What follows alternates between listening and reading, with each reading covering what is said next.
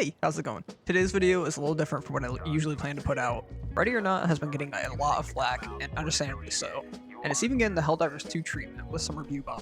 For those who don't know, or are employed, Ready or Not is coming to console and has to make some in-game changes due to some of its gameplay being flagged. It's a lot like what some horror movies go through, where they have to revise or change some scenes due to it being graphic, even with the R rating. Even though the game is rated mature, it still has to undergo these changes, otherwise it can't be released on console. These changes affect both PC and console, and the only things that will be different are anything that can be texture swapped. So all the changes that we know of right now, starting with the first one, is dismemberment. While enemies are alive, they can still be dismembered, but once they are dead, they cannot be. They also mentioned here that they are okay with this because they want to encourage a non-lethal force playstyle. Also, some character art involving torture has been dialed down a bit as well. Speaking of censoring gore, here's a since-deleted tweet from the official Void Interactive Twitter promoting the in-game gore physics. Now onto the second set of changes, nudity. They covered up any explicit characters, but Gerard is now scantily covered. Also, for a bit of irony, they are removing a lot of the nudity, but they did leave the rice and recipe in. And for one of the last changes was any explicit representation of child abuse. At a level twist and nerve, the child is now asleep rather than driving their vehicles. In the past, this level had already received a change, and the early versions of it, where next to the child's boat is actually a used condom. This has since been covered up with some clothes, and as of right now, there's only a used nude on it. And so far, that's all the main changes that we know of. They say they aren't going to change anything else, and that they're going to try to just push this version through now. Personally, I understand why these changes are happening, and without them, we won't get a console release. At the same time, though, I do dislike the censorship that's happening. It's not okay. The game has already an ESRB rating of mature, and no way is it marketed as a lighthearted game. It has very dark and mature themes, and now how does this affect PC versions?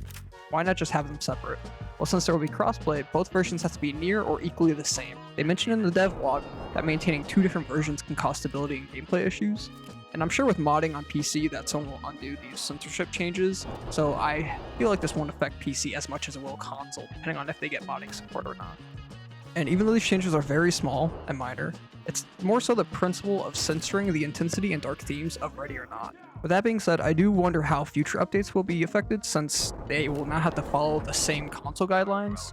Hopefully this is the worst it gets. Problems like this can be a slippery slope for any other unwanted changes by the community. And as you can see here, there's a lot of comments recently. I've even looked at some of the reviews and some of the, if you look at the initial comments on their initial tweet, it's pretty bad. A lot of people are very upset with them. And with all that out the way, here are some of the other changes that were mentioned in this dev vlog.